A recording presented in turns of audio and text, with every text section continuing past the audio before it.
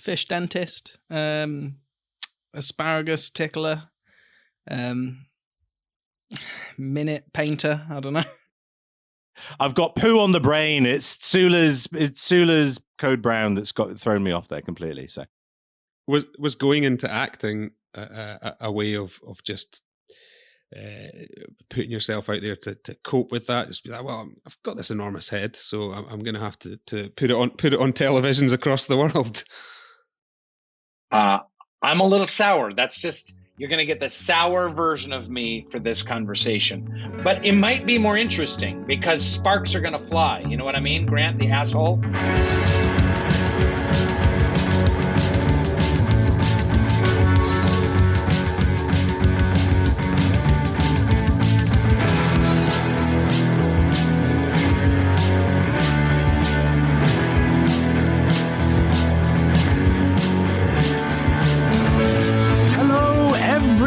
And welcome to another episode of the Neutral Cider Hotel podcast. I am your host, Mr. Gabriel Cook, and coming up a little bit later on the show, we'll be chatting to the man, the myth, the legend, Mr. Rainn Wilson. Woo! Very excited to be chatting to Rainn. And then we're going to be wrapping things up with a tasting of Hogan's Libertine Cider, one of the world's most award-winning ciders, no less. But first, well, following on from the Utilize debacle of last week. That's another quid. Yeah. Well, technically, it was for last episode only. Oh, okay, cool. So you're just going to hold that money from charity. That's fine. No, carry on. Yes, moving on. So following on from that debacle, I decided I had a bit of a reflection and sort of thought about maybe the rest of my vocabulary too. I'm quite proud of my use of the English language. Normally, my dad was an English teacher. I pride myself, but I investigated some of my vocal foibles and handwritten as well. So I found the following, and my friend Anthony informed me that I say the word jewelry wrong. I call it jewellery, which that's just, I don't know. Does anyone else call it jewellery? Jewellery. I actually think I just compress it to like jewelry. Like it's more like jury when I say jewelry. And that's your jewelry. I'm sorry. Well, I don't know. I've said it too many times now. Yeah. Well, the second one. Oh, sorry. I was just going to say, I think we know one for sure, and maybe it's on your list already, but the word geography. What's wrong with geography? That's his passion, Scott. That is not what you say. You say geography. Oh, yeah, I do say geography. Everyone says geography over here. Who enunciates the EO in geography? Come on, it's Americans. Geography. Geography. Yeah. San Diegans. Anyway, we're going to be talking about geography later on. I recognize another one that I write, and I think I use the word idiosyncratic far more frequently than normal human beings do. So I recognize that, and that's fine. And then the third one I was reminded of is that if I say the word bonkers then generally it will come up again within conversation within that same next period of time. So if I say the word bonkers again, you have license to pull me up on it. How did you find out about that one? Because I was in the company of some friends, and in this bonkers. Well, yeah, and in the space of like an hour, I had said bonkers like 19 times or something like that. I was on a bonkers tip. Who knew? Well, the other one you've had on the show, I actually had to point out to you. You said triumvirate about 14 times. Oh, I did. I was like, how? I hadn't heard of this word before. You mean three? Are you just saying three? That's right, yeah. I was a little bit obsessed in finding the most complicated and syllable-laden word for. Yeah, there's three of us or three of it. I noticed you said spurious quite a lot. Ooh. Interesting. Because it was like I don't think I've definitely heard that word, but certainly not as many times as I heard you say it. And there was a point where I was like, I'm going to have to bring this up, but then I didn't want to make you self-conscious about it. And then you think you kind of stopped it. Maybe you heard yourself and checked yourself. But if anyone listening has got back catalogue to go through, check it out. Yeah. Start a counter. Yeah. The list of idiosyncrasies is absolutely bonkers with Gabe. So honestly, props to you, bud. Thank you very much. Martyn, anything happening with you this week? I think there might be some big news coming. Yeah, well, that sounds like it's good. It might be. I don't know. But Well, I don't know. You tell me. Not necessarily, just large. I don't know. Yeah, large. Sorry, thank you. It's more you're like when you take a dog to the vet for a serious surgery, and it's like, oh boy, what a trip! We're doing a trip.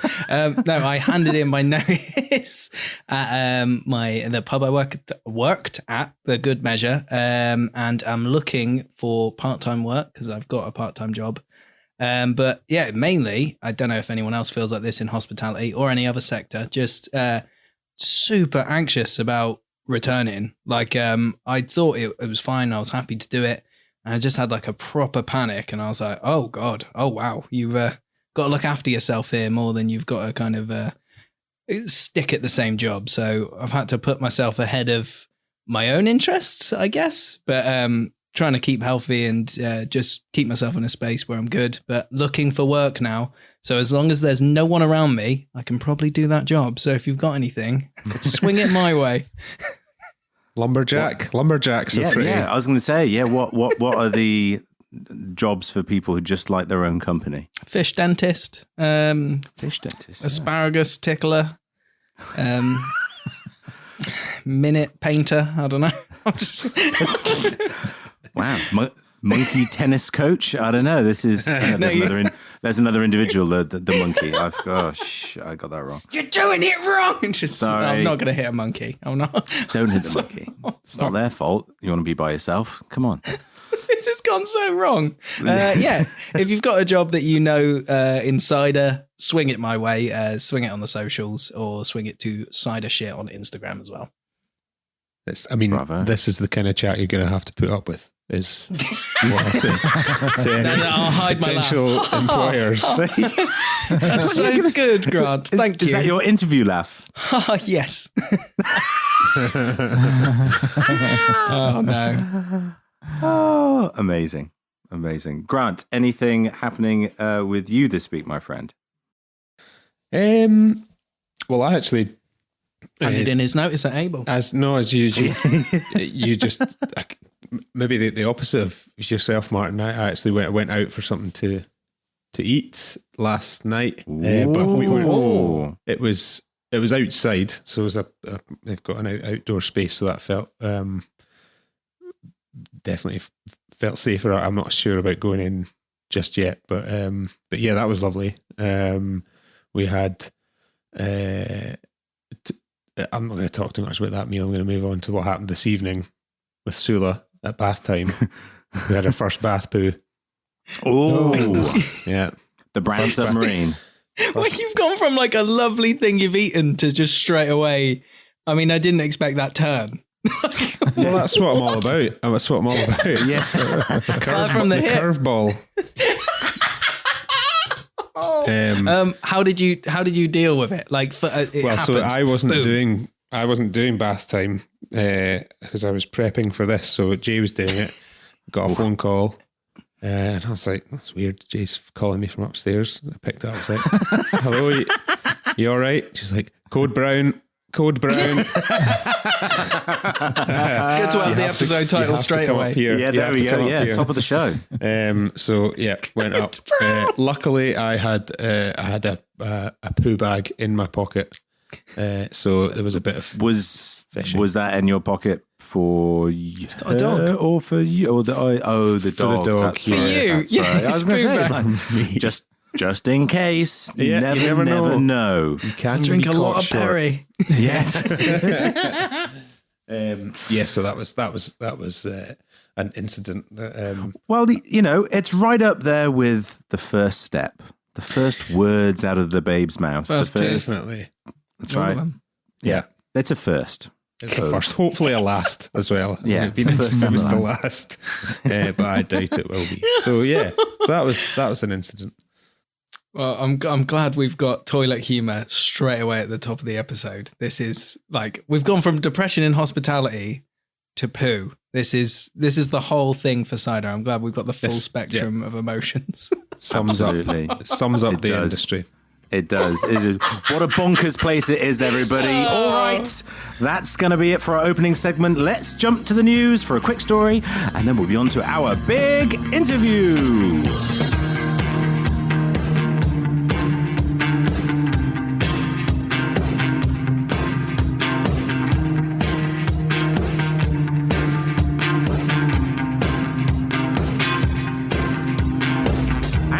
Now, here at the Neutral Cider Hotel, it's time for this week's news.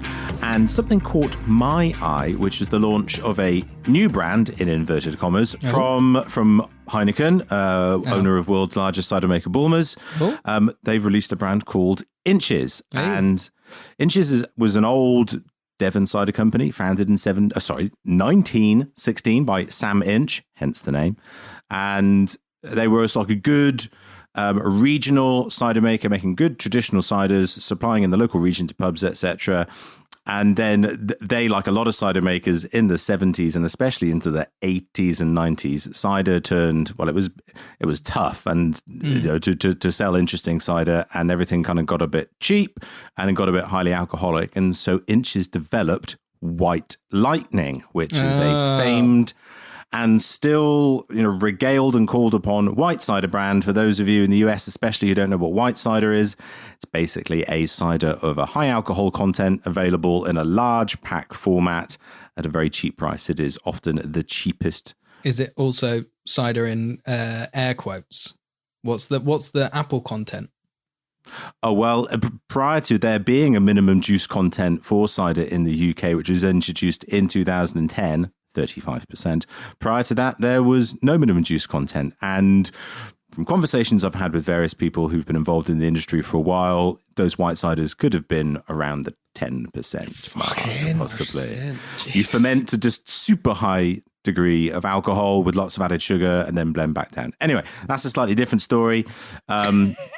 Because what happened is in the 90s, Bulmers, which was then family owned, big cider maker, world's biggest cider maker, bought Inches basically for the White Lightning brand, and then promptly closed down the cider making facility in Winkley in mid Devon, but then also hung on to all the Inches trademarks. And now they have found the opportunity to utilize the name to present a new brand, and they're putting it very much. Oh, shh! It's bonkers, man. That is totally idiosyncratically bonkers. So they've launched this new brand, and they're presenting it as their sustainable cider, and they have cause to do so. They're putting all the cues about it being a sustainable product, with sourcing fruit from within 40 miles, which they do for their bittersweet apples they have under contract, and stating that all of the pomace, the waste apple product, gets converted into electricity, which it does. It goes off to local farms where there are anaerobic digesters, and it does get converted. Don't say we don't treat you. Anaerobic digesters brought up on the Neutral Cider Hotel. Lovely. Thank you very much. Give us a shout if you need your digestion analysed. No, that sounds weird. Sorry. Just move on. I've got poo on the brain. It's Sula's Code Brown that's thrown me off there completely. So. Not me. It was Sula. Yeah. Blame the baby. Sula's fault. Blame the baby who isn't here to defend herself. Absolutely right. There we go. Blame her. So what's interesting is that, of course, all the Bulmers products have the opportunity to make this claim because all of their pomace goes into that use. So it's the very good and clever creation of brand and marketing narrative. And on the website, they show a nice diagram of the flow of the apples and how it milled and pressed and ends up as fermented cider. They neglect to talk about the step of where they concentrate the apple juice and then utilize it. Oh, there we go again. And thank you. As and when they wish to recreate the product. So the romance of the story, the romance of the story and the brutal fact, not necessarily commensurate, but they do, quite interestingly, put the ingredients on the label. And this is an interesting step.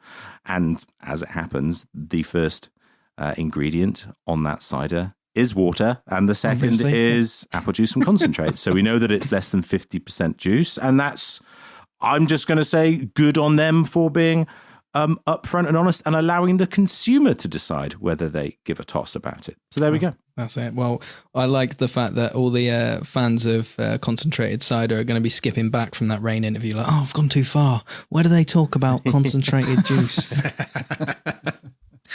If we haven't done a deep dive into the good and the bad of concentrated juice, then we should definitely do that in a subsequent episode. I cover it in my upcoming book, Modern British Cider, and saying how, thank you, whether it is, something that is bad or evil, or does it have a role to play, or does a cider made from 100% fresh pressed juice automatically make it better or worse? There are lots of other factors to come into play. So maybe we'll do that near the publication date of Modern British Cider. There we go. Thank you. It's just a book advert, isn't it? Pretty much. Well, you're advertising, for a job, me for a book. I'm just using it like bloody Craigslist or whatever.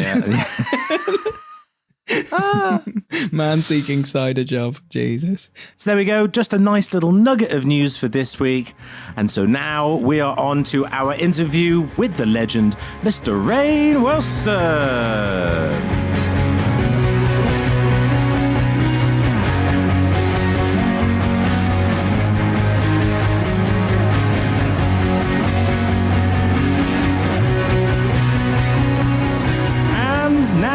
Here at the Neutral Cider Hotel, it's time for this week's interview. Grant, who have you invited into the hotel? Today, joining us in the hotel is a man who needs no introduction, but we're going to give him one anyway because everyone else gets one. It seems fair to do it. Finding fame with his portrayal of Dwight K. Schrute on the American version of The Office, our guest now has many titles alongside actor, including author, climate change activist, and founder of media and entertainment company Soul Pancake. He's recently turned his hand to the world of podcasting with a new show, Dark Air with Terry Carnation, which explores the life of a supernatural talk radio show host caught up in a mystery of his own. Known to some previously as Ragnar the Radical, please welcome to the Neutral Cider Hotel, Mr. Rainn Wilson. Hey. Hello, gentlemen. Hello, how are you? I'm well. I'm well. We had some technical snafus to begin this conversation. Snafu. That isn't that Scottish? Snafus. It is now. Yeah. I hope it's not put you in a negative mood, has it? Or snafu. I've been a little sour because of it, because I've been dealing with it. I was dealing with it for 10 or 15 minutes before I got on with you guys. So I'm a little sour. That's just, you're going to get the sour version of me for this conversation. But it might be more interesting because sparks are going to fly. You know what I mean, Grant, the asshole? I'm ready for this. Oh my goodness. Right in there. I imagine though, you as someone who's fairly spiritual person, you did your Hey There Human series on Instagram. You've got many tools to cope with a situation like this, right? What are you going to do? What are you going to tell yourself? What are you going to talk yourself through this with positivity? How are we going to do it? Nope. No. It's not happening. Oh, it's not happening. No. So you've learned nothing. I'm bitter and anxiety ridden, and none of my tools are working. So, well, you'll do just fine here at the Neutral Cider Hotel. Yes. Welcome. You're in very, very good company. Good, Thank good, you. Excellent. A bunch of bitter, jaded, anxiety ridden, middle-aged gentlemen. Yes. Middle-aged? Fuck off. Oh. I'm 30. Well, Okay. the screen's a little bit. Listen, Martyn with a Y. Yes. You might be 28, but you look 44. So, well, I feel 55. I'll tell you one of the reasons I feel a bit older as well. I've been listening to The Bassoon King all day.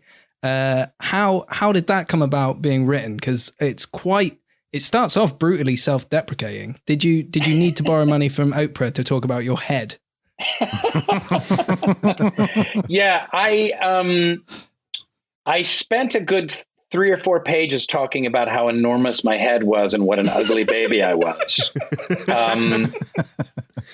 I figured that would start the book off right, because then, the book gets kind of strangely like profound and deep and personal and vulnerable. But if I started off with talking about what a ridiculous human being I am and what a ridiculous body I was born into, then that would maybe the deprecation would like open people up to some deeper conversations. So that was my tactic. And it also happens to be true, Martyn. I was a hideous baby with an enormous head. And now I still have the enormous head, but I have an enormous body to go with it at least. So was going into acting a way of just putting yourself out there to cope with that? Just be like, well, I've got this enormous head, so I'm going to have to put it on televisions across the world. I best learn this discipline. Yeah. Well, they say, and I don't know who says it, but it's on there. You can Google it, that actors have big heads. And it's true. It's very rare that you see like a very well-known actor with a baseball head. With a little pinhead. Yeah, with a little pinhead. This is true. They've got big watermelons. I mean, if you're, Bryan Cranston or Tom Cruise or whomever you are. Has Tom Cruise got a big head? I didn't know he's got a tiny body. He's got a big head. Yeah. That's so interesting. That's why he's always running so fast, just to try and keep it balanced on top of his shoulders. That's it. That's exactly it. That's exactly right. Do they have to film like they did Lord of the Rings to kind of get the perspective right? Perspective. So he's got to stand behind anyone he's doing scenes with. The visual effects budget in post-production to reduce the size of his head by 15% that's why he makes those big budget films. It's all down to now. I actually happen to have quite a large head, so maybe going into acting rather than a career within being, cider advocacy could be a way forward for me. What advice would you give for any budding actor, such as myself, in terms of a good way to be approaching that acting career? Do you think? You big-headed bastard. I think you're ready to go, Gabe. I think you're very well groomed. Thank you. You're very well spoken. And thank you very much. Just give it a go. Just give it a go. I would cast you. In fact, what role would you cast me as? Yeah. Well, I wouldn't. It's not. I wouldn't cast you necessarily as like a child molester, because that's too. No, because that's too grotesque and too harsh. And so, but what's child molester adjacent? Would be like. Creepy uncle who lets his hands linger. Ooh.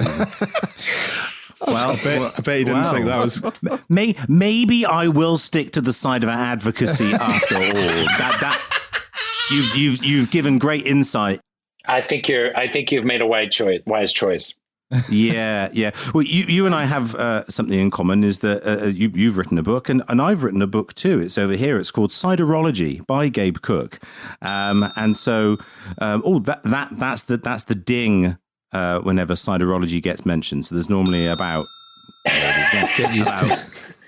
50 dings a show. This podcast is effectively a very, very grotesque and blatant opportunity for all of us to showcase our wares, and it's probably not working as well as we would like it to. Every time you say Ciderology, it rings. Yeah. And if you say modern British cider, and if you were to say, which is my upcoming book, and then if you were to say the Italian translation of Ciderology, which is Il Mondo del Cidro. Can I get a bassoon king sound effect? Yeah. Let's see what I got. Are you actually? That's not. You can't. That's a different.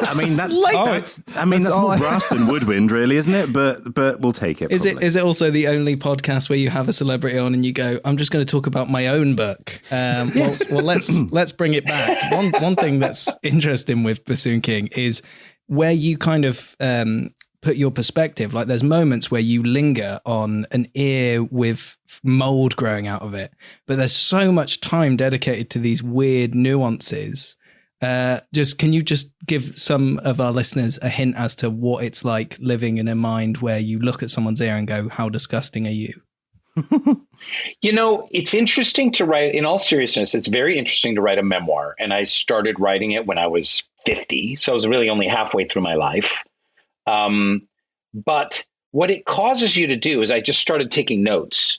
And I just had a file. I had just a Word file and a notes file. Just anytime I had a memory or a funny story or anything, for like years, I started just compiling all of this.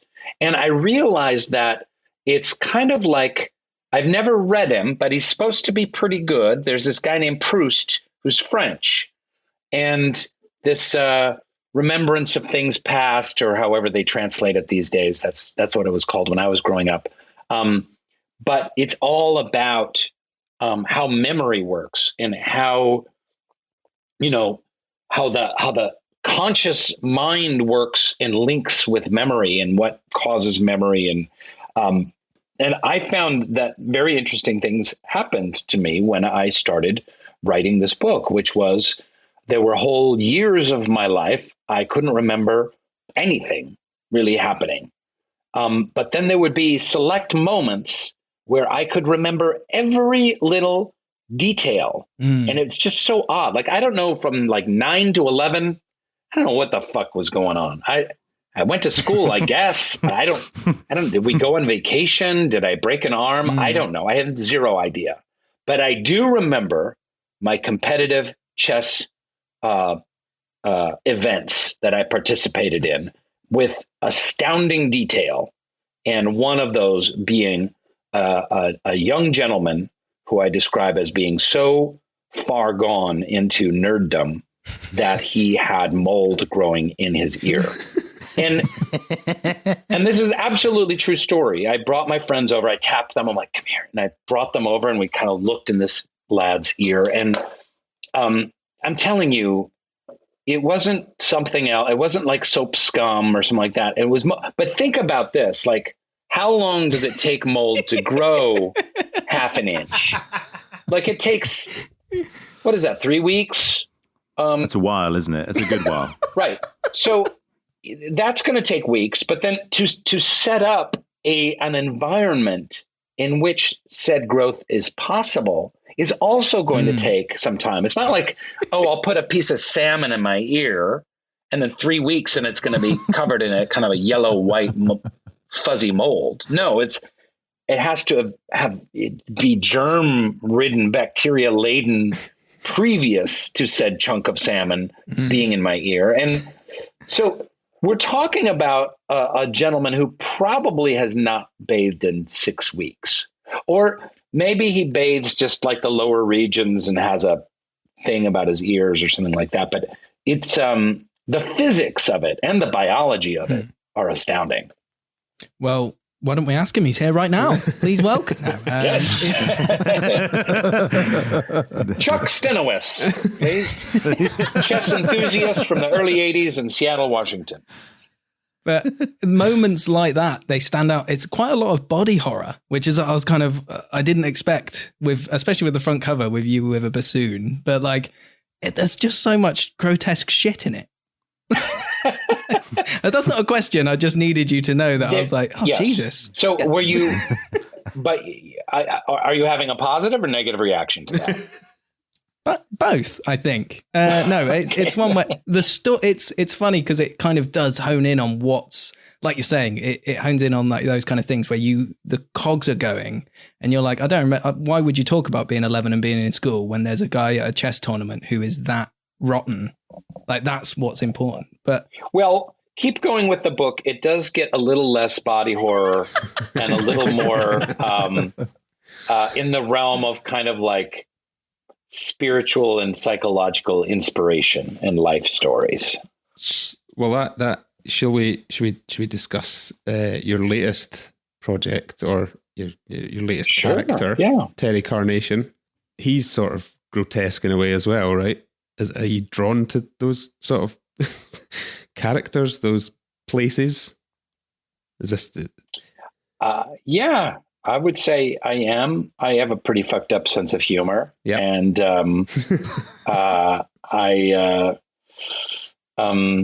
was a character I created with a friend who, Terry Carnation, who hosts a late night AM paranormal call-in show. And it was really a fun pandemic creative enterprise, kind of like what you guys are doing with this podcast. Is like, I just got a bunch of friends together.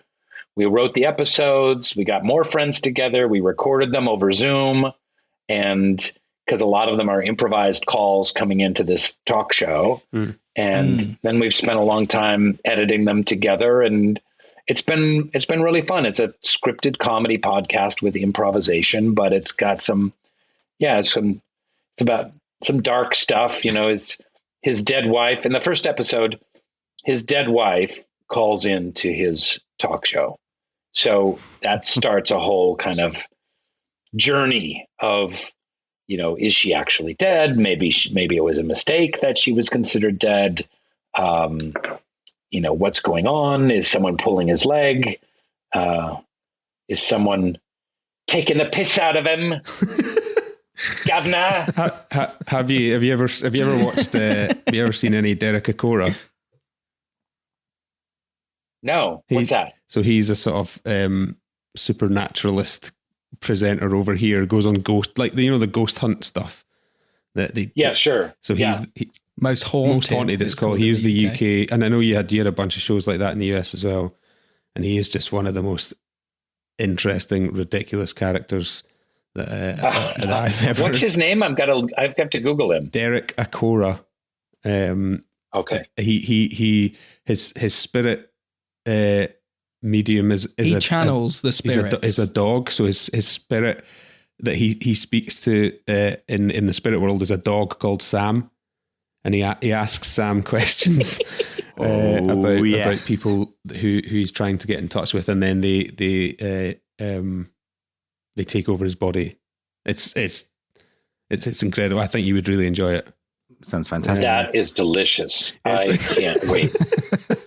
That is so Rainn, good. isn't your zonkey called Derek?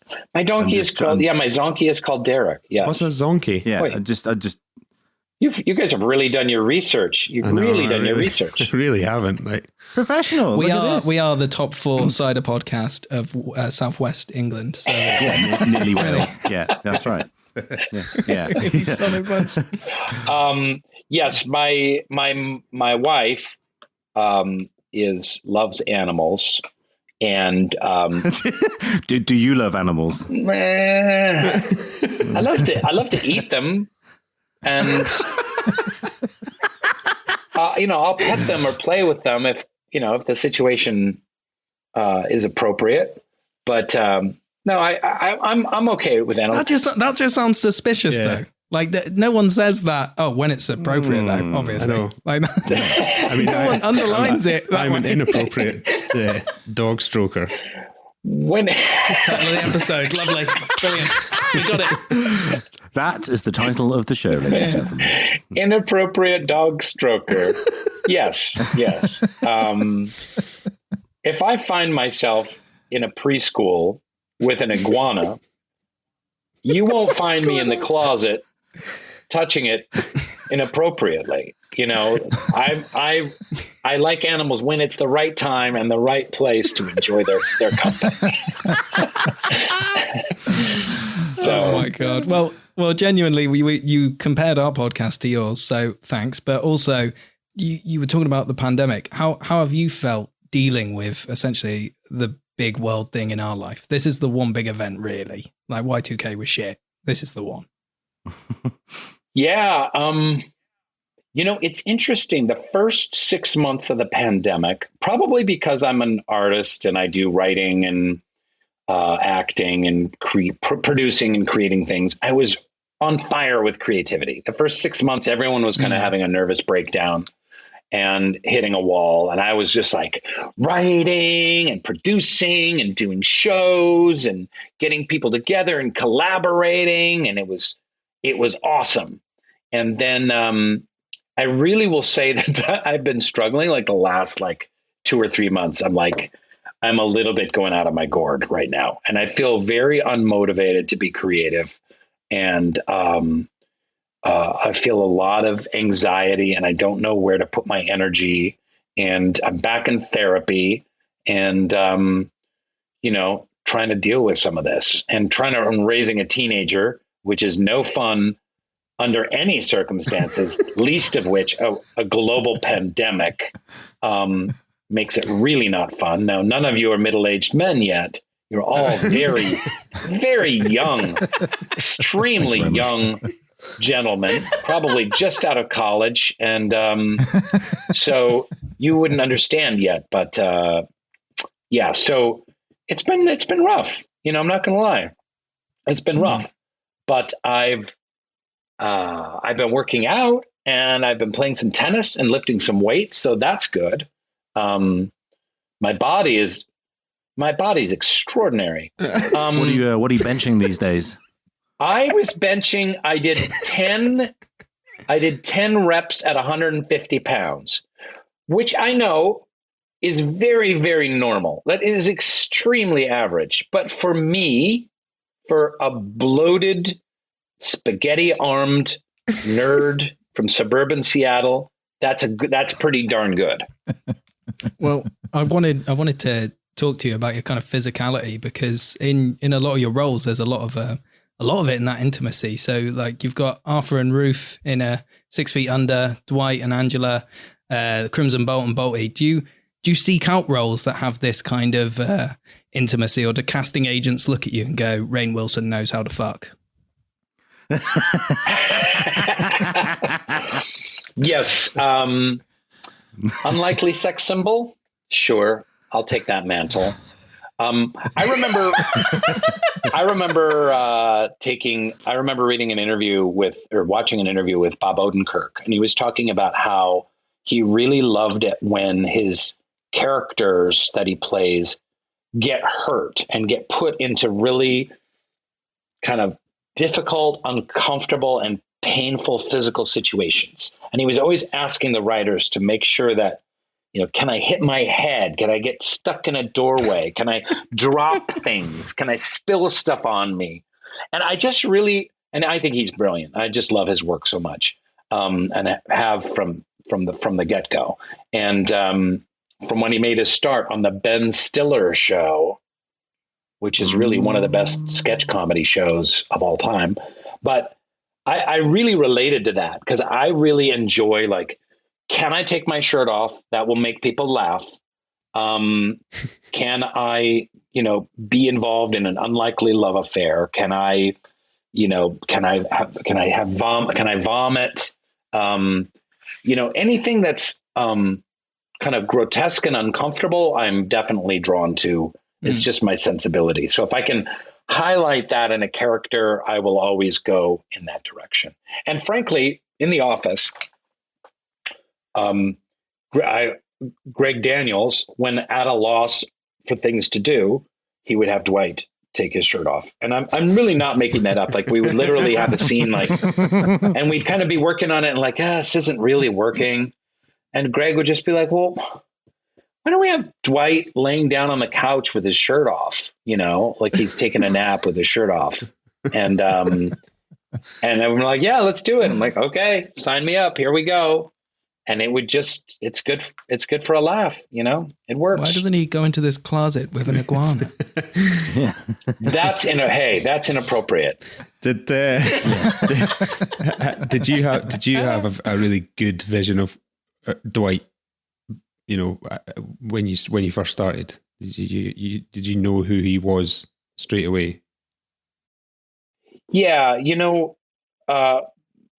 Mackenzie Crook, who invented Gareth, was so obviously with Ricky and Steven, created an indelible, unforgettable, amazing character that I had never seen before. Mm-hmm. And essentially, I took a lot of what he did. He gave himself a really bad, unflattering haircut. I remember reading an interview with him about that. He got married. He got married with that haircut. Yes, that's from the wedding photo. His wife was absolutely raging, apoplectic. Yeah. Yeah, they probably hysterical. paid for the wedding though, so you got you got to take it with that. Yeah, but true. yeah, you were saying about the physicality with you and that kind of and I love and the head. The way, so I have the giant head, the aforementioned watermelon head. So how do I highlight that in a way that normally, if you've got a big head, you can disguise your hair in such a way where people don't notice it. But if you show off the entirety of your forehead, look at that thing. Look at that sucker. It's mammoth. It's like it's beautiful. That's an actor's head right there. Yes, that is. It's Cruise-esque, but the but I love the way he would say the most absurd things without a hint of any knowledge that it was funny, and when they all did that on The Office brilliantly, and so there were so many things. But yeah, when I first read the character, I was like, oh, this is me. Like no one knows this world like me, and. And the great thing about Dwight in The American Office, and Gareth too, for that matter, is there's a combination of like nerd bully that's really interesting. Like sometimes like, oh, he's such a dork. And sometimes it's like, oh, he's such an egregious bully and so inappropriately, hostile, aggressive, like overbearing. But you can't really put your finger on who he is as a character. Like, is he white trash? Is he a farmer? Is he is he a salesman? Is he a dork? Is he a suck up? And it's like, he's kind of all these things. And that was, I think, for Greg Daniels and for Ricky, and the characters they created for both offices, like you never could put your finger on, who the characters were. They were three-dimensional. They were interesting. They had a lot of facets, and I think that's why Dwight has lasted as a character, as a well-known, beloved character. Dare I say that? Can one say that about one's own work? But he's a beloved character. I don't know if he is in the UK, but in the United States he is. And I think it's because it's just like you can't quite, episode to episode, you can't quite put your finger on who he is. How was so when the Office is ending and you've been playing this character for 10 years, how did that feel? How did you feel about the next step? Were you worried about being typecast? Were you nervous about losing a part of your identity with Dwight? Or I'm interested to know how that felt with that coming to an end, or whether you're just like, cool, it's brilliant, we've done it, move on. Yeah. Well, it's been, this is a real challenge. So Dwight is an iconic character that is well loved by a lot of people. And I'll always be known as Dwight kind of first and foremost, no matter what I do, even if I'm on another hit TV show that goes for 10 years. I mean, it's never going to surpass the way The Office was kind of one of the very last shows in America. I don't know what happened in the UK, but The Office, Modern Family, Big Bang Theory all kind of started around the same time. And those were the last kind of big comedies that had a big, broad audience. And after that, all the comedies are very niche. You have other, Baskets, or you have, Ted Lasso or whatever, these other comedies, but they're, they might only have like a couple 100,000 people watching each episode. Search Party is one I like. Incredible Doors were opened because I got to play Dwight. It, allowed me a certain measure of, celebrity, and opened my way for, jobs and trips and money-making opportunities and stuff like that. So I bought a house. That's really all you want as an actor is like, can you buy at the end of the day, bricks and mortar, can you buy a fucking house, and stroking iguana, buy a house. Stroking, that's an excellent euphemism. But Yeah. So, but at the same time, it's tough because, I'm known as this one role. And a lot of times I've talked to my agents, I get turned down for things like, they just think he's too recognizable. Like it'll throw people off to have the guy who played Dwight there, There's that weird line of like, if Robert Downey Jr.'s in a movie, do people look at him and go, "Oh, that's Iron Man"? Like, so what is it about? Wait a minute, that guy's Iron Man. Whoa! Stop the movie! It's all smoke and mirrors. Stop the projector, please. The train's coming right at us. But so it's an interesting challenge. But here's the deal, Grant. I went to theater school in New York. You Brits, I don't know about the Scots, but you Brits understand like the world of the theater and what the role of the actor is. Like, I play characters. So sometimes I'm in dramas, sometimes I'm in comedies.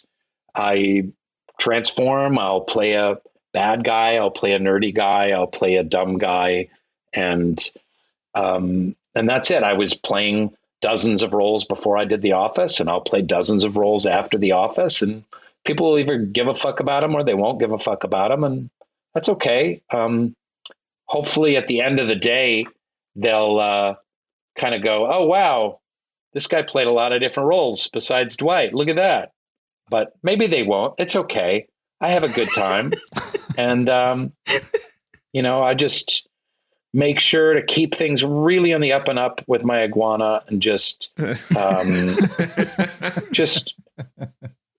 treat him with the respect that he deserves, and not do anything in private with him, and not so my wife doesn't walk in with me and my iguana.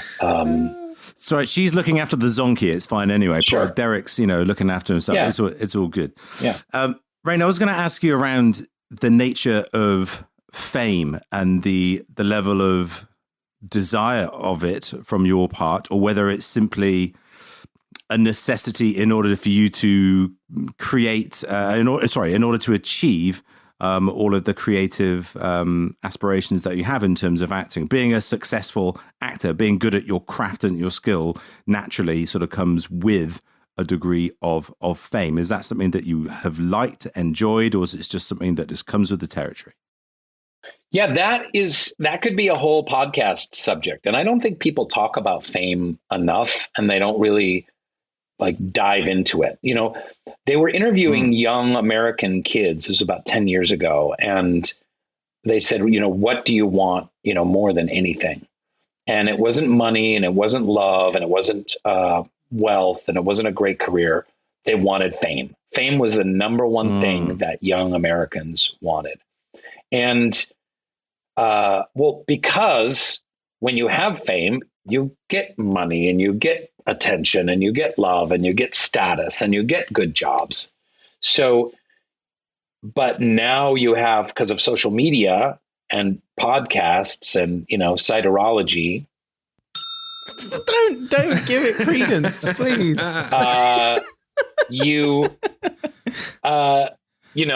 Everyone, not everyone, but there are just tens of thousands of people seeking it who don't have any appreciable skills at getting it. They're not necessarily a comedian or a great musician or a great artist or what have you. So, I never honestly, it all from the bottom of my heart, with all truthfulness, I did not seek fame. I simply wanted to work.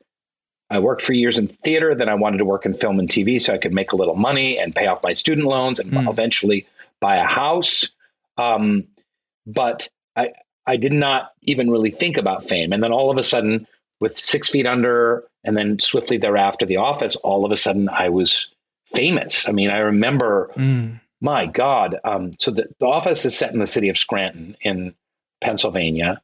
And 6 months after the show aired, they invited me to go inaugurate their new mall. So they flew me to Scranton and paid me, at the time, what was a boatload of money for me, to be at this mall and people could line up and I would sign autographs, and they're like, Rainn Wilson from The Office is coming to Scranton. And they picked me up in the airport in a police escort, 4 cop cars and a stretched limo. And they brought me to the mayor's office, and they gave me the key to the city. And I met with the town council, and this guy was proposing to his girlfriend. And I kind of initiated it or inaugurated him doing. Presided over the whole thing. I presided. Excellent choice of words. And Gabe, do you use words like that in Ciderology? Oh, all the time. I do. We actually talked about, I have a ridiculous use of the English language. I utilize the word utilize far too much, so much so that I was called out on social media, and every time I say the word, I now have to give money to charities. So there's a few extra quid gone. I say the word idiosyncratic far too often, and I can't say the word jewelry properly. I say jewellery, apparently. So it's a minefield. It's a minefield. This is the weirdest brag session. Like, you're talking to a man. This man has actually, I think you may be one of the only people to beat a presidential candidate in a rap battle on TV. Like, your level of fame is weird, insane, and idiosyncratic. But talking about fame, we've got probably Scotland's 6th best percussionist here. Sure. We obviously know you through Grant. How did you come to find Frightened Rabbit as a band? Well, that's a great question too. I don't remember who turned me on to Frightened Rabbit, but when I heard Heads Rolled Off, and Heads Rolled Off when that first came out, and then me and my friends and everyone I knew and everyone on the Office were huge Frightened Rabbit fans, and we were just like, our minds were blown. I got in touch with Scott and Grant and other members of the band, and I had them on this talk show I did in the back of a van, and I went to a whole bunch of shows and brought them to the Office set when they were in LA. And I think I saw Frightened Rabbit maybe 4 times live, and we were just huge fans. And loved Grant's thundering drums. Do you remember the band Big Country from Scotland? Yeah. In a big country, dreams real vivid. You guys, I think Scottish percussionists are playing like they're playing the drums of the Moors. As if their lives depended on it. I remember one show I particularly remember that you attended, you and John. It was at the Knitting Factory in LA, and you'd been at like the Emmys or the Golden Globes or something. I remember it was just, I think we'd visited the set the day before, and we were like, oh yeah, we've got a show this night, and you're like, oh no, and this is like the only time it's ever happened that someone goes, oh, I've got to go to the Emmys. Like, oh yeah, but then you're like, oh, that's a good excuse. But you were both like, what time are you on? We'll come down after. We're like, there's no fucking way they're going to come down. We put these names, your names on the guest list, and people at the door probably think we're taking the piss, and then you both turned up in your tuxedos at the Knitting Factory. Like 10:30 at night. Yeah, great show.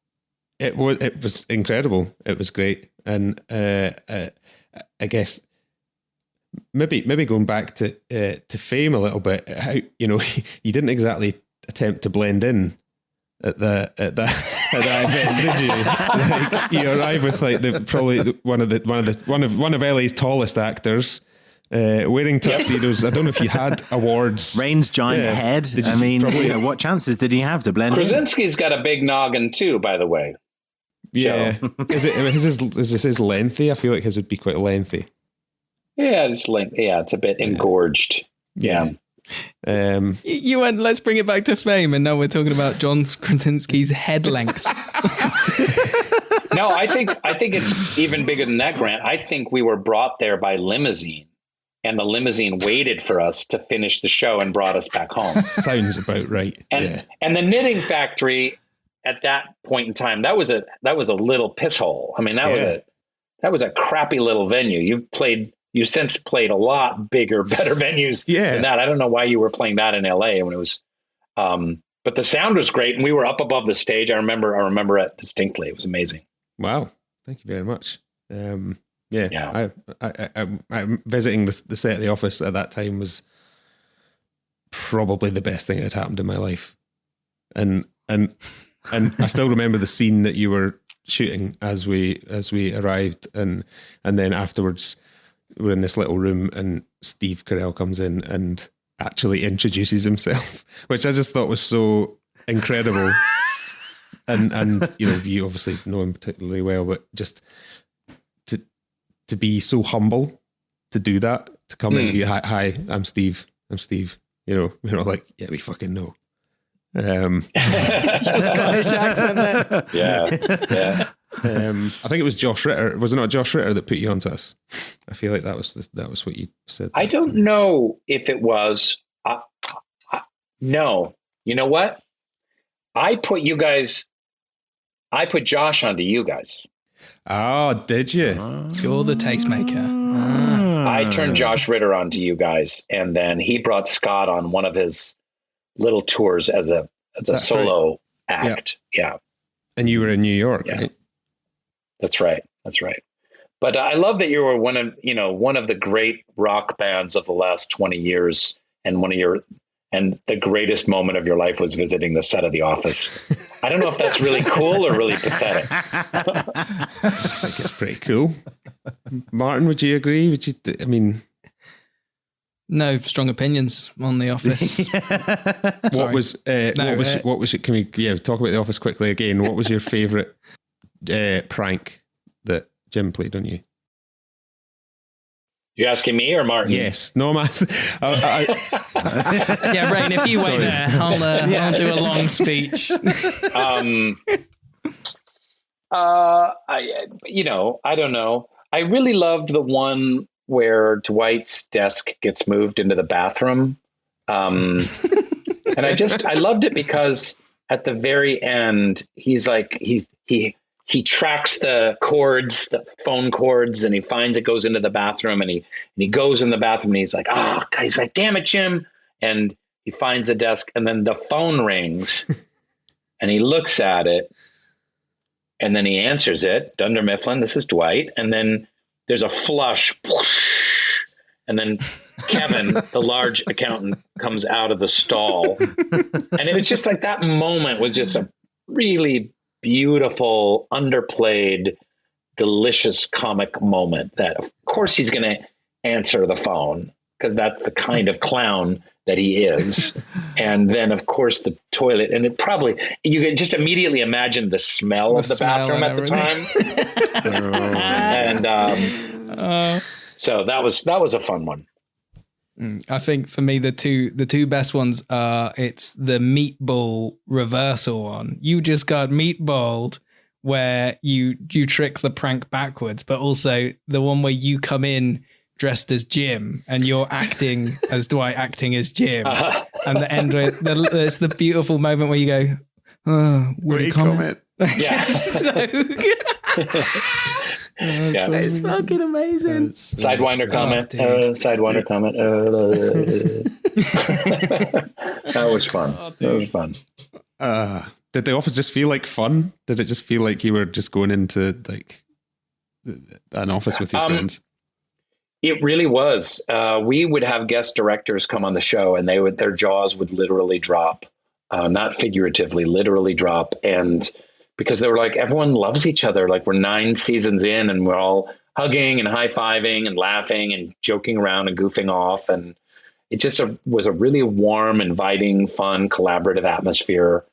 And that really started with Greg Daniels at the top and Steve Carell at the top. And but there were days sometimes you get in at 5:30 in the morning and you're grumpy and you're thinking about, your marriage and your life and your bunions, and you don't feel like being there. And there were hard days, but by and large, it was a super fun, incredible creative experience. I don't think I'll ever have. I've been on 2 TV shows since then, and it's never even come close. Is there something about the nature of the fact that it originated as a as a British comedy. Are you a fan of sort of British comedy? And, you know, you talk about the self-deprecating nature and some of the subtlety that's involved of things. And maybe because of, you know, you had a theatrical background rather than somebody coming straight out of acting school, sort of straight into the big show, that learning that craft and some of that uniqueness, which is, you know, more commonly associated with British kind of comedy. Is that something that really kind of you get into, that you really enjoy? Well, I'm a huge fan of British comedy. I mean, Monty Python kind of made me who I am. They used to show it, oddly enough, on American public television, which, for those who know, it's a really lame. It just shows like animal documentaries and really boring news documentaries. And then at like midnight on the weekends, it would show Monty Python, and I would record episodes on my cassette deck recorder, my Panasonic cassette deck recorder. I would hold it up to the TV and I would memorize them, you know, and it was, but, you know, going forward, like, I'm a huge Steve Coogan, Alan Partridge fan. I absolutely adore Brilliant. him. And I love the Mighty Boosh. Absolutely love them, and Noel Fielding. And there's so much great British comedy. And have you watched League of Gentlemen before? I've not seen League of Gentlemen.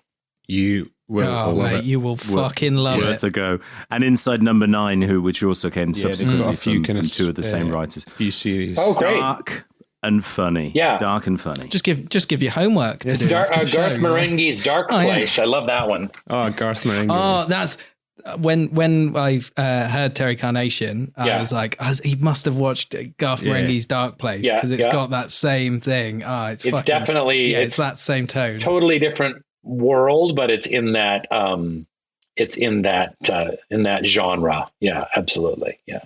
Love that one. Well, you directed some of the episodes of The Office as well. Is that something that you'd like to do more of, or is there anything that you've got in the pipeline?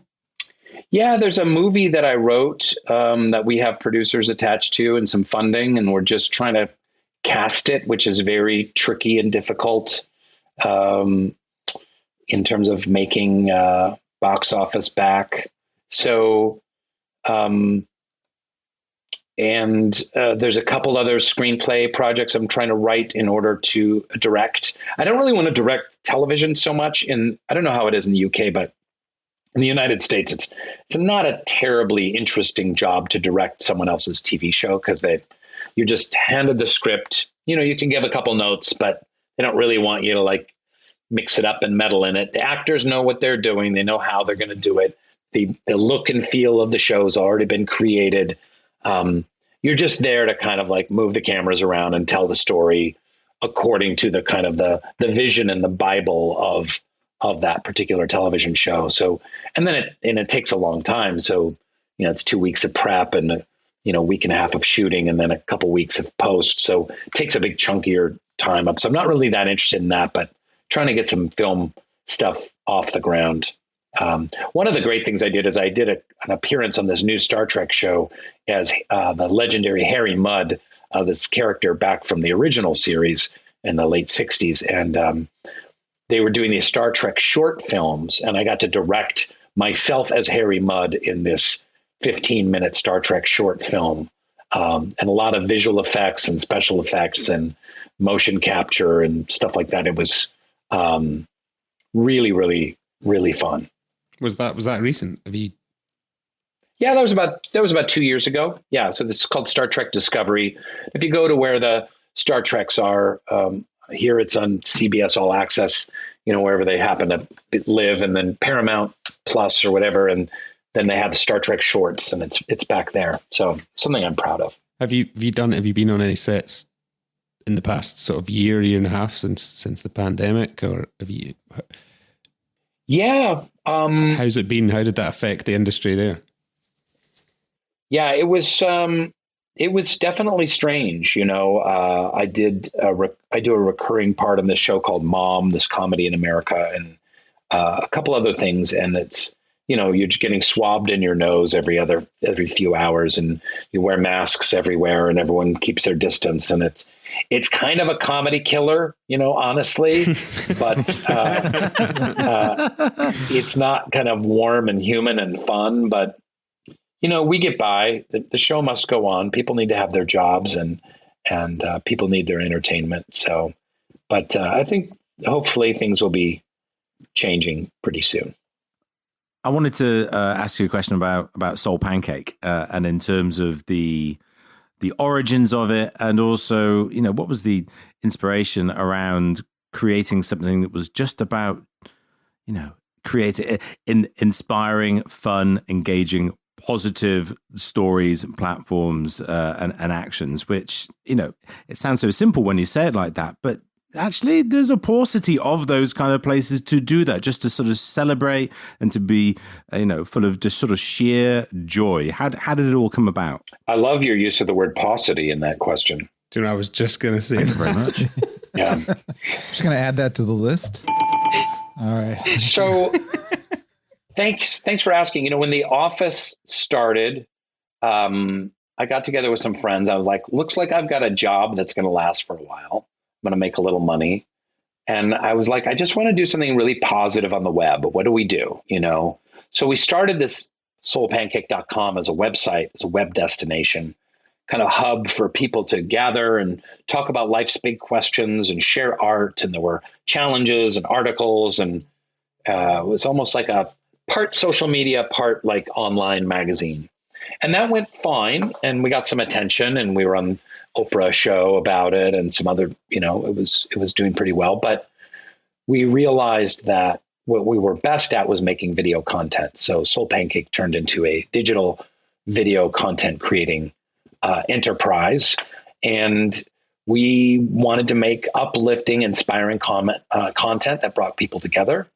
And we made a lot of kind of hit viral little digital shows that were on our YouTube channel or Facebook or what have you. And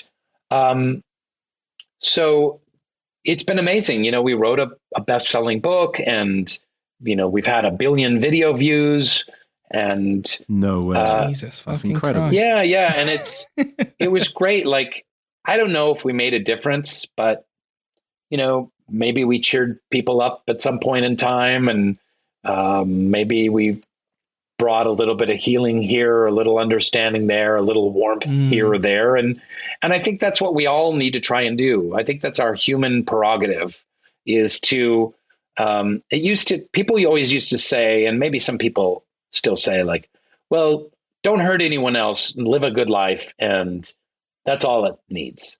But I really feel like maybe that was true in the 80s or 90s, or I don't know. I don't think it really was, because there's all kinds of injustice everywhere, but it doesn't work. That philosophy no longer carries any water. Just live a good life and don't hurt anyone else. Don't fuck anyone else up. Live a good life and take care of you and yours, and don't hurt anyone else, and make the world a better place, and contribute in some way, shape, or form to some mode or measure of positivity in the world. And that it can be small, man. It can be just like on your block, you have a bake sale for charity, and, whatever it is, it's like you wash your neighbor's car. It can be super small. Helping the granny across the road, just doing the good, exactly. Good but Saving everyone, the iguana. Kids, yep. Helping the iguana rescue, traumatized iguana rescue is so important. There's literally in the LA area, I know of dozens of iguanas that have been sexually traumatized in really grotesque ways. Oh no. And they need to be brought back. They need to be given good homes, safe, appropriate homes. So, well, let's move on back to Soul Pancake. But with it, there's a big focus on life's big questions. Have you got any answers to these, or do you just try and love the questions themselves? Well asked. And I'm just launching, actually, in mid-June, a new podcast called Metaphysical Milkshake that I do with the writer Reza Aslan. And it is all about life's big questions, because that was one of the kind of the pillars that we created Soul Pancake. What is a way of uniting us all? Well, life's biggest questions, whether you're a Democrat or Republican or a Tory or a Labour or whatever, Scottish independence or, the big questions. Why are we here? Do we have free will? What is love? These big questions are what are human questions that we've been asking since the dawn of time. So this was an important part of Soul Pancake. And I will say that what are my big questions? Yeah, I don't know that I have many answers, but I love the asking of the questions, the probing of the questions. I was really like the probing of the iguanas. I was a kid. I would literally be at like a high school party and go up to someone and say, "Hey, do you believe in God?" Not because I was trying to convert them or anything. I was just really interested. Like, what do you think happens when we die? Like, and people are just like look weird, and they, people are stay away from that rain, boy. Yeah. They're so freaked out by it. But I was just that. I've just always been that person. I've always asked the inappropriately large questions. Well, I got to say, Rainn, your interview in the back of the van with Elon Musk was particularly fun. When you asked him the question, "What's life like being named after a smell?" I thought that was particularly insightful and also ego pricking. I can't remember what his response was, but it was quite short lived. But you did seem to sort of relish that interviewee role, which must naturally sort of come about having being predominantly in your life and career on the other side of the questions. It must be really nice to be able to sort of wield that knife. Yeah, I love doing interviews. I love doing podcasts and talking, especially when you get to be both absurd and profound, as we've been doing a little bit on this podcast. So I like sexually traumatized iguana jokes hand in hand with the meaning of life conversations. And so, yeah, that was a treat. There's way more footage of me with Elon Musk. And I've been telling him, like, he's like the richest guy in the world now. You got to find all that footage and put together a new fun interview with him. So, well, not necessarily this week, because his comedy performance on SNL has tanked cryptocurrency, isn't it? Yeah, Doggy Coin is not Get happy. Soul Pancake away from it. You're like, oh no, we've never interviewed that smell. Another thing that Rainn and I share, which I don't believe any of the other people in this podcast do, tapeworms. Is other than tapeworms, allegedly, is that Rainn and I have both stood on a glacier before. I saw via Soul Pancake your visit to Greenland. I lived in New Zealand for a while, and I hiked up a glacier a few years back. And in terms of your desire to sort of showcase what is happening kind of with climate change. I enjoyed the fact that the video, you're presenting things in a fun and easygoing way, but this is obviously like a really sort of crucial topic. What are your primary endeavors of, trying to convey this message? Are you really asking for people to make significant changes, or just to be just purely aware that change is afoot? Well, to quote Frightened Rabbit, while I'm alive, I make tiny changes to Earth. And this is truly one of my favorite and most profound lyrics. And I always felt like I need to, like, as they say, like, shit or get off the pot. Like I got to do something about climate change, especially in my position as a celebrity, other than send out occasional angry tweets. That's not enough. And drive an electric car and angrily tweet occasionally. That's not going to cut it. So I was like, that led me to joining the board of this nonprofit called Arctic Base Camp, doing a trip with them up to Greenland, documenting it, making a little documentary series that I hopefully is is fun and uplifting and goofy enough to have a younger audience so they kind of learn about climate change in some new and interesting ways. And I still do more work with this nonprofit. And, you've got to put your money where your mouth is. And it doesn't have to be money. It can be time. We all make tiny changes to Earth in whatever way we can. You don't need to be a celebrity to be involved in the, philanthropy or, kind of public awareness or whatever. Everyone can make a difference, and it can be very small, So yeah, that was a profound pleasure. And being in Greenland was an extraordinary experience. Extraordinary. I'm actually this is not joking. I'm a geography graduate, and I did a considerable amount of work about past climate change as part of my degree. So maybe on another occasion, another podcast, you and I can get together and talk about the nature of thermohaline circulation and how the melting of the glaciers in the northern hemisphere are contributing towards the lack of formation of North Atlantic deep water. And actually, we're all going to freeze eventually. But we'll save that for another. We'll save that for another time, possibly. It's true. We will. Anyway, on to something slightly more positive, Rainn. What are you looking forward to for the rest of this year? What's exciting you? What's on your radar? What are you looking forward to? Well, I'm looking forward to the world being vaccinated and us finding a way out of this. I'm looking forward to whatever small lessons we learned from this pandemic to be applied more globally with humanity to let it bring us together and educate us and move things forward. I'm going to be filming a movie in this summer, which I'm excited about, and more Terry Carnation episodes coming. And I'm writing a book on spirituality.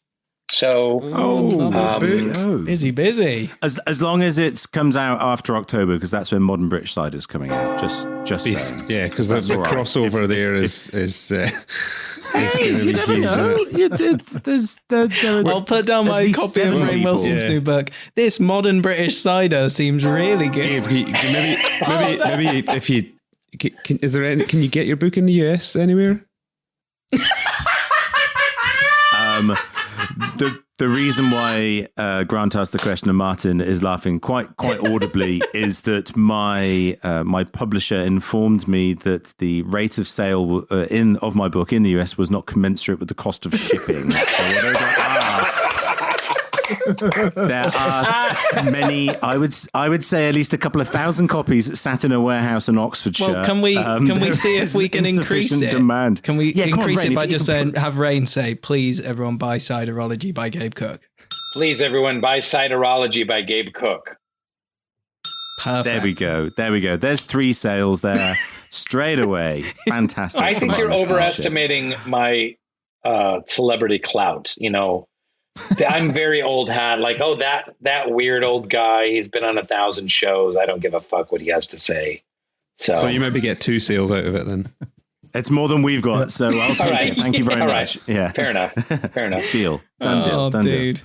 Rainn, thank you so much for joining us. It's been an absolute pleasure having a good old yak and chinmug with you. For anybody who's listening who wants to listen to Terry Carnation or to just learn more about all of your activities, what are the best sort of social media and web places for them to head to? At Ciderology on Instagram. Thank you very much. Actually, it's Ciderologist, but that's okay. Well, it's close enough. I don't know. You can follow me on social media or not. I don't really care, but I love each and every one of you. And thanks for having me. This was really fun, and it was a great conversation. And it was a pleasure meeting you, gentlemen. And Grant, it was great seeing you again. And I hope you stay You too. Thank you so much, man. Really appreciate it. Awesome. Cheers, Rainn. Okay, guys. Thank you very much. Thanks.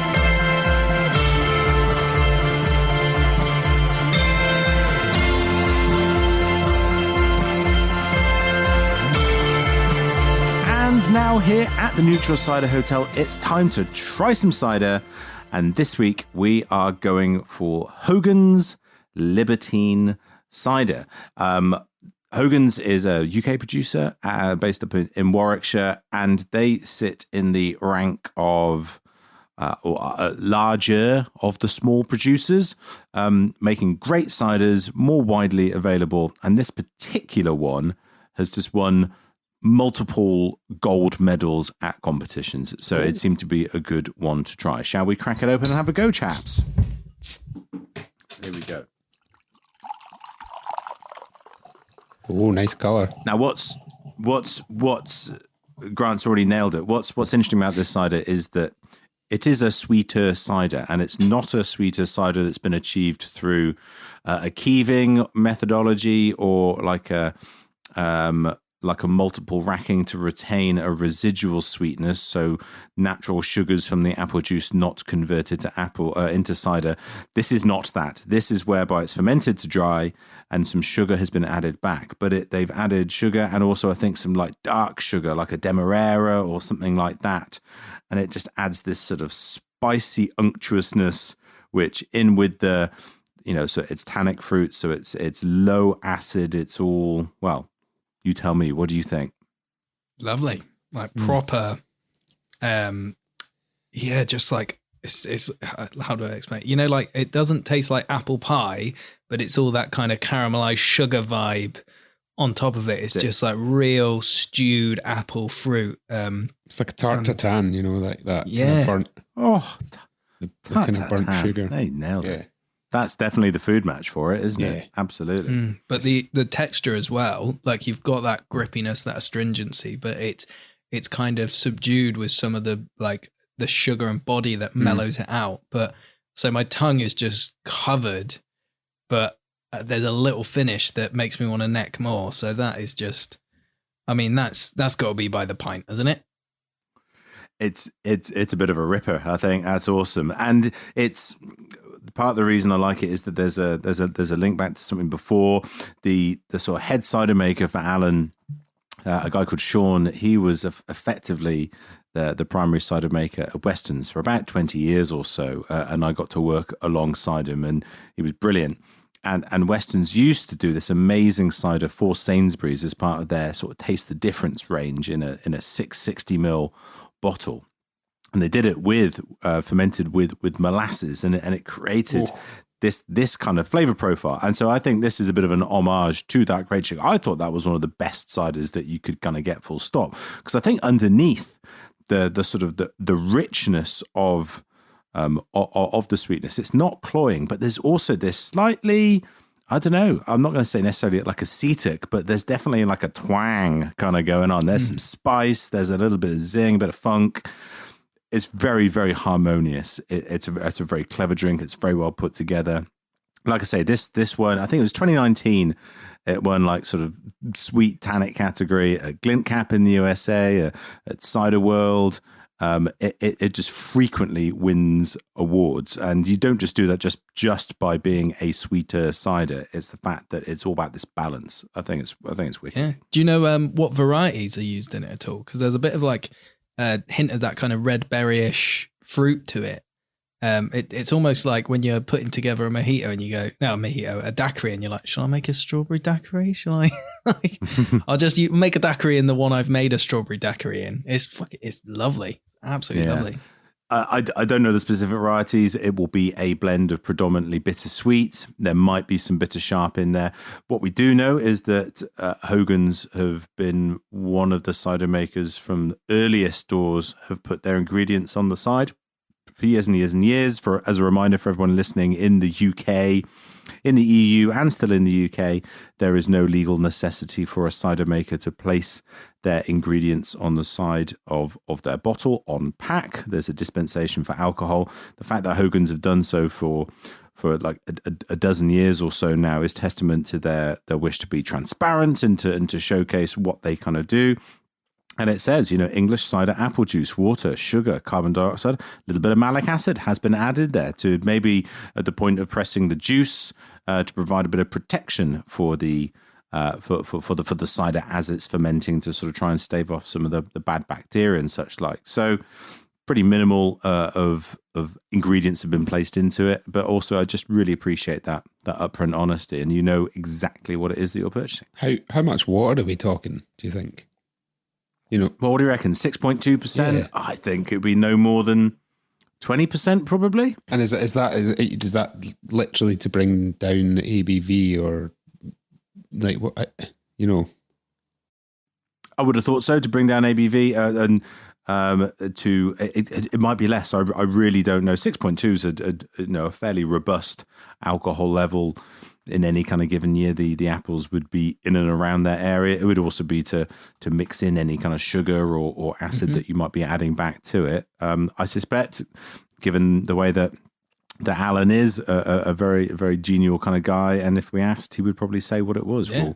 We'll try and find out for you. Well, on the tasting of it, it doesn't feel like any of the characters diluted, which is either great testament if he's put loads of water in, but if not, it's clearly for kind of the product as a packaged product, rather than just being like, oh, it's raw, it's natural, this is what it is.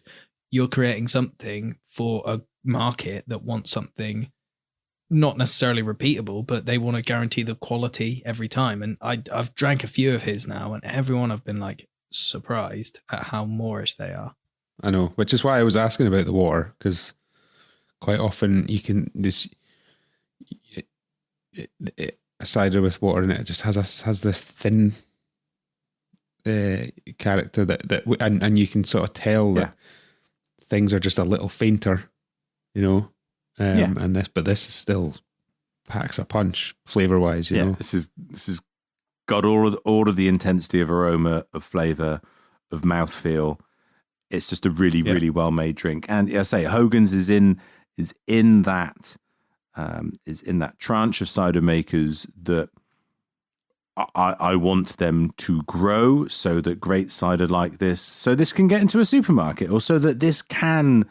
Imagine this like in keg, like across a load of pubs, like people going, this is an amazing cider, this is an amazing drink, and I really want to enjoy this. And that's all about scalability.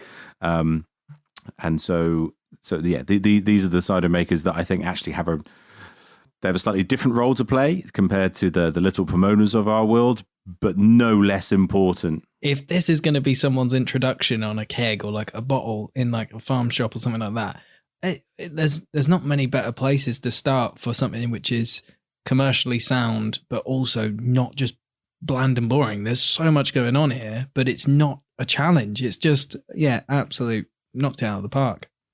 Accessible and complex. What do we think about the label?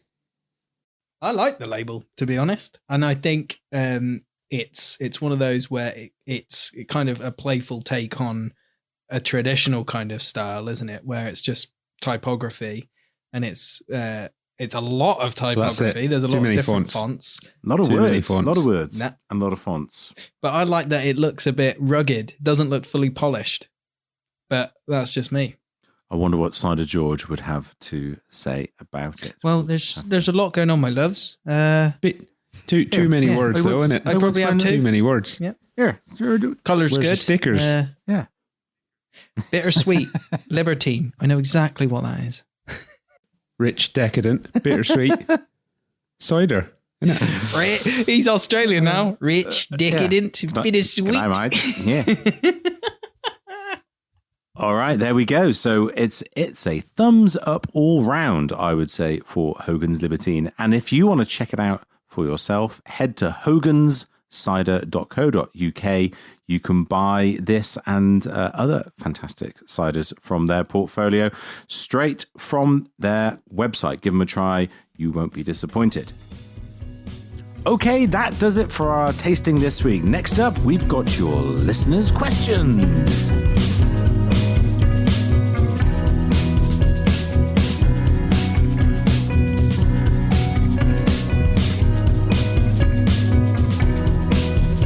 And so now here at the Neutral Cider Hotel, it's your burning questions answered by us. Martyn, what have we got? So yes, Gabe, this week it is actually a question that I think is asked with more intent for an answer than most weeks. So this week it is a previous guest of the show. Scott, play the clip. Hi guys, it's Kath here. I'm sending you a message on behalf of Foxwelpians everywhere.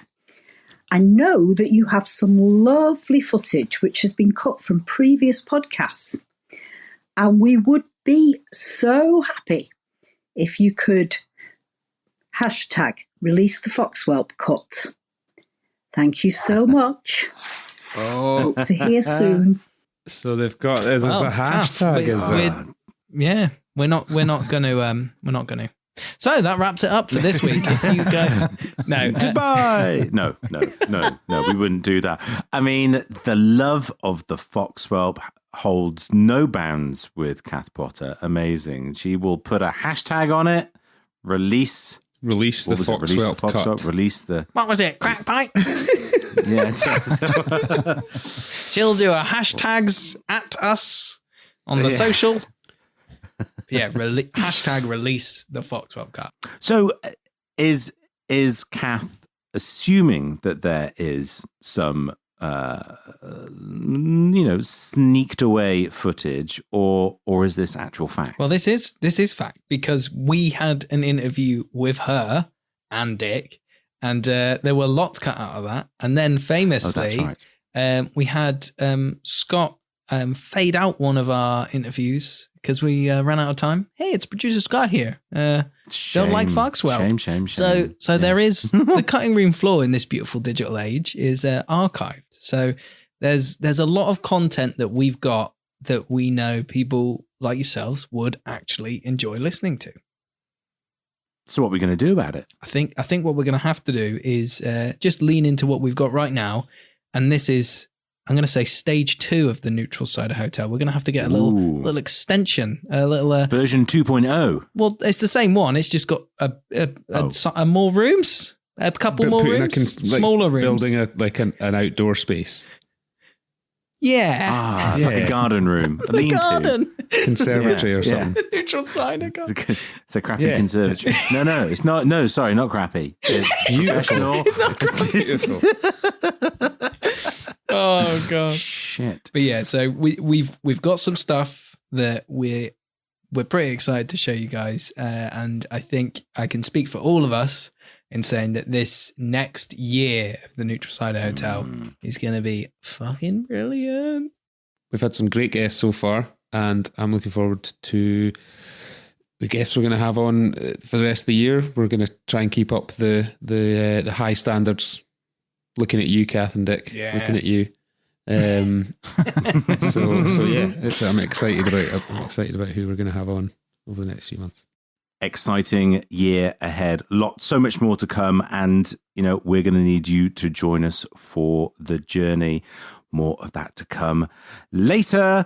But for now, that wraps things up for this episode. Thank you, everybody, for listening in. Obviously, a massive thank you to the wonderful Rainn Wilson for joining us and for having a good old chat with us. What a great conversation. One that we will never forget, I suspect. And if you enjoy our podcast and want to help, please spread the word about the Neutral Cider Hotel. Tell your friends about it. Encourage them to listen. And you can also follow, rate, and review us on your favorite podcast app. It really, really, really does help. And please find and follow us on social media. We're at Neutral Cider Hotel on Instagram and Facebook, as well as Neutral Cider Pod on Twitter.